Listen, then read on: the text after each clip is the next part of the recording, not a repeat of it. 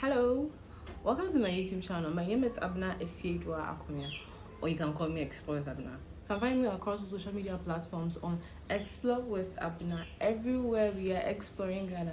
So today I'll be sharing with you my travel itinerary for the Kumasi trip I recently had.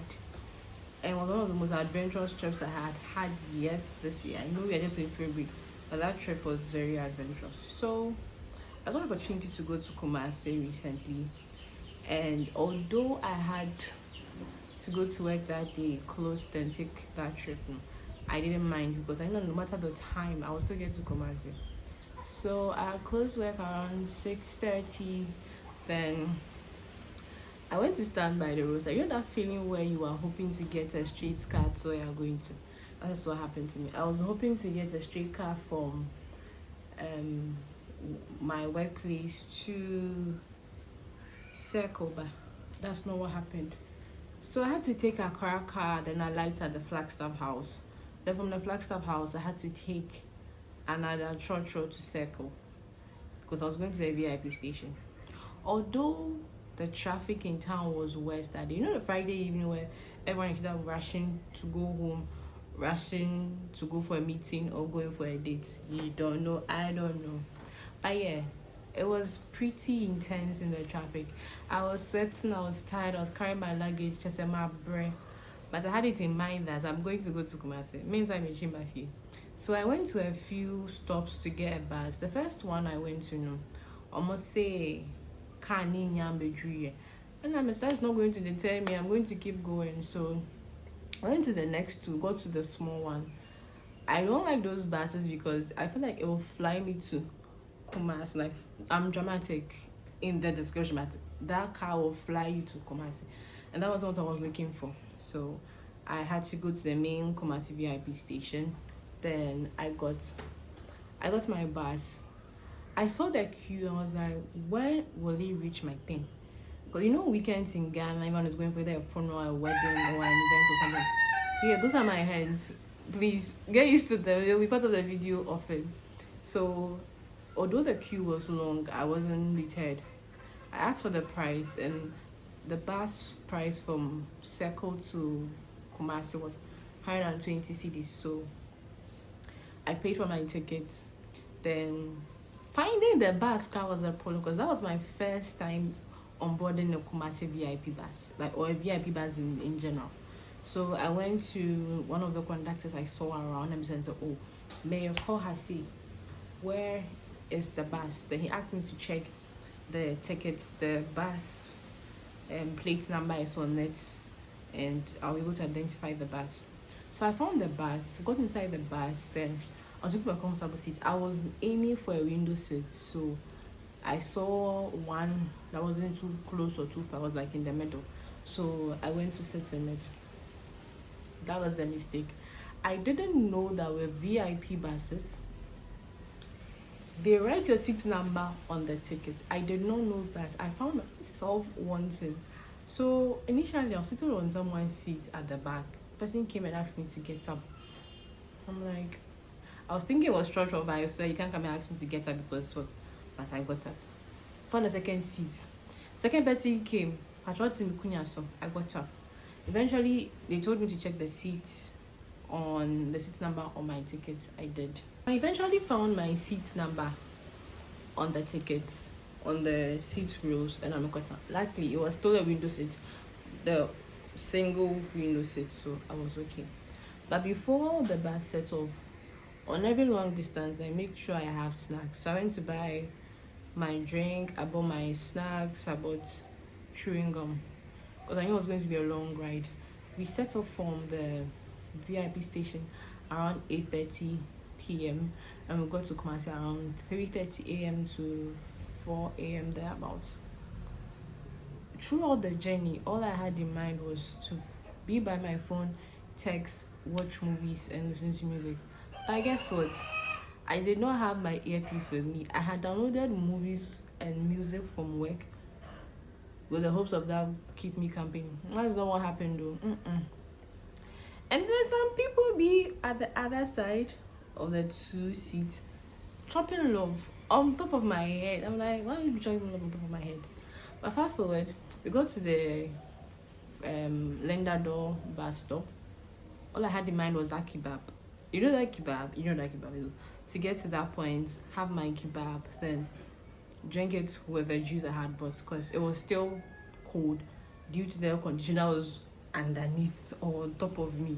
So, this my disappointment, the kebab vendors had closed. So I had to go and buy meat pie because I had bought it a few times. I'd been on that route.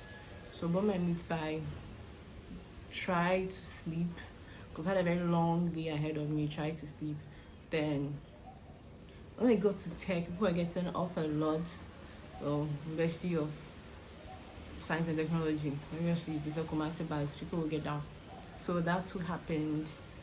And I got down not too far from the creative markets. I wanted to add that to my itinerary, but I was so exhausted after the tours that day. So I had a few hours of sleep, booked into a hotel. I think I would talk about that in a later video. Booked into the hotel, then slept for a few hours. I had a long day ahead of me. So I visited the Kumasi Manhyia Palace, the Manhyia Palace Museum. We went to the Aquafano Resort site. We went to the Kumasi Cultural Center. We went to the Kumasi Armed Forces. Now, all these tour sites are sort of in a square. You will find it, with the exception of the Kumasi Manhyia Palace Museum. The rest are quite close by. So the Manhyia Palace Museum costed us, I think, 20 cedis or so per person. Yes, it was a 30-minute, 40-minute tour of the palace. I always say this, whenever you go somewhere, ask the rules of the place. It is not the same rule for every tourist site. Some tourist sites don't mind you taking pictures and videos. Some tourist sites actually have rules for that. For the Manhyia Palace Museum, you are not allowed to take pictures and videos in the museum unless you have clearance or you have pass or you have special something of that sort. Other than that, you are not allowed to, from the beginning of the tour to the end of the tour, inside the museum, you are not allowed to. The only time you're allowed to have pictures is when you get to the last part of the museum tour, where you see a relic of His Royal Majesty and the a mini gallery that's there. That point is where an official photographer of the museum takes a picture of you, and it costs 20 cedis. Other than that, you have to come out of the building, and even out of the building there are portions that you cannot take pictures beyond. So always make sure that you know the rules. From the museum, there's a mini library you can go by or purchase a few historic books of the place. I really like the tour of that place because, one, it was very airy, it was spacious, and the tour did not rush us. The tour guide did not rush us through the tour. He took his time to explain the events from top to bottom. But the most amazing part of the tour was seeing some of the artifacts, like the fridge that runs on kerosene that still works to date. Yes, that lemon fridge over there, it still works. It's as cold as whatever, but it still works. Then we took a Pragia. I guess the fastest mode of transport at that point. I say fastest because it's actually fast. They will just before you know you get to your place. So we took Pragia from the Manhyia Palace Museum. And please, I have to say this, be very wary and attentive when you get out of the Manhyia Palace Museum. There's this site where you find out of those boys there. One of them approached me and my friend. He was like, he's trying to call his girlfriend, but his battery has died, and he had low battery has died, and he doesn't have money to do space to space. He's not having his charger with him. Just say, as he approached, I was just looking at him. My friend was almost giving a listening ear, but I was just looking at him because I've heard this thing over and over before. My friend wanted to give his phone. I was like, gentlemen, it is either you go to where they charge phones, had your phone charged, or your friends around, ask them, because I'm a stranger, I cannot give you my phone. So it's everywhere. It's everywhere. It's everywhere. But I'm telling you the experience I had, because had we given in, you cannot tell who is genuine or not. So just be very careful. Don't over sympathize with your phone. Trust me, I've had a personal experience where I lost my phone due to that. That was years ago. It was an iPhone 6S. Please, let's not do that. Just be very vigilant. So from there, we set out to the Kumasi Cultural Center. And this was 15 or 10 cedis thereabouts. I always get it confused. Next time I'll write it down. I'll write it down in my notebook. So this tour was very educative as compared to the other one. This tour at the Cultural Center was very educative. So we went to the Manhyia Museum at that side. Again, very spacious. But there's a funny thing that happened. As we're walking towards the gate to go to the coconut resort side, we saw a group of people seated beside a lawn, chatting.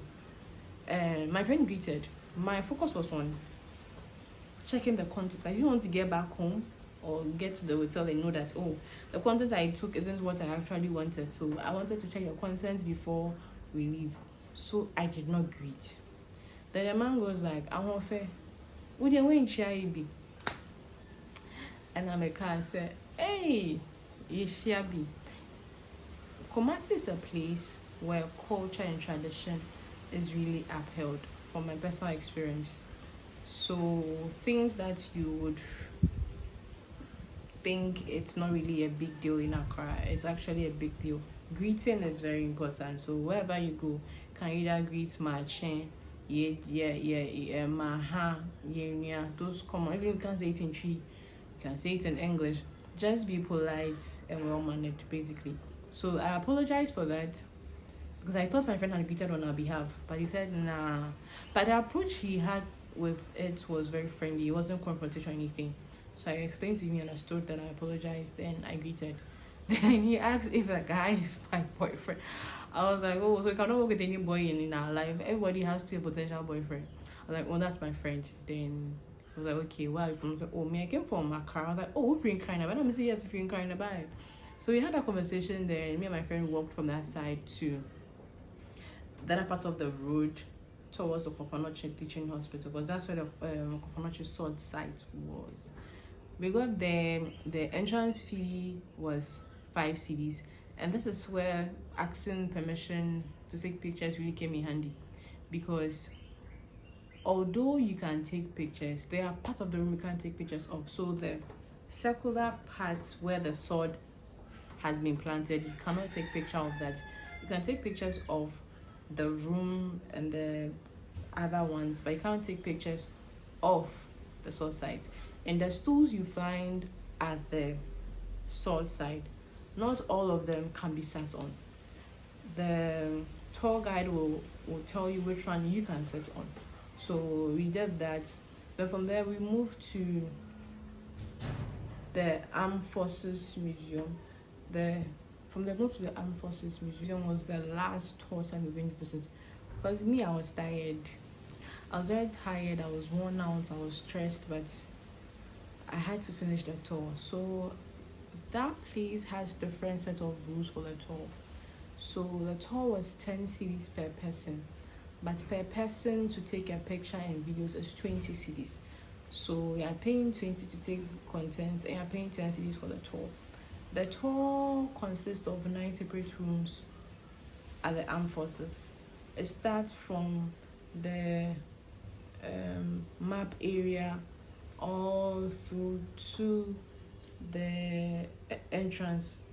It was a long tour. I did learn a lot about the peacekeeping people, the Navy, and all of that. It was a very long tour, so I wasn't really paying attention to much, but I did enjoy the tour. The tour guide was very passionate and educative. And one funny thing that also happened during that tour was, before we went to the Armed Forces place, as we were crossing the road, someone was like, I know you. And I'm like, I thought only do this in Accra. How does someone know me in Kumasi? And have I been to that person Kumasi before? No. I was like, I know you from Facebook. I was like, okay. We are going there, we are getting there.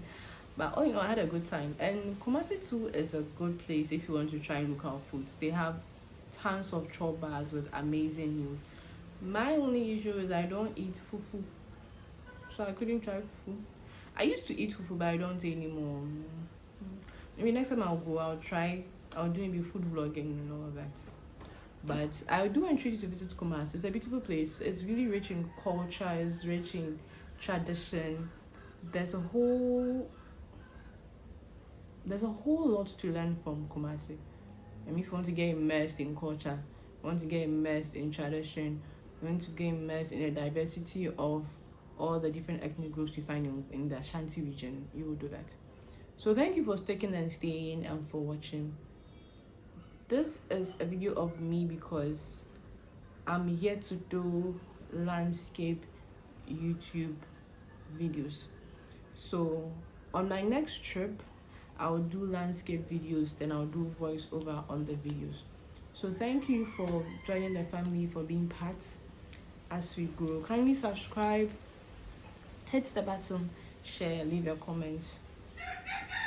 And as I say, explore Ghana, see Ghana, explore with Abena. Thank you. Be safe. Bye.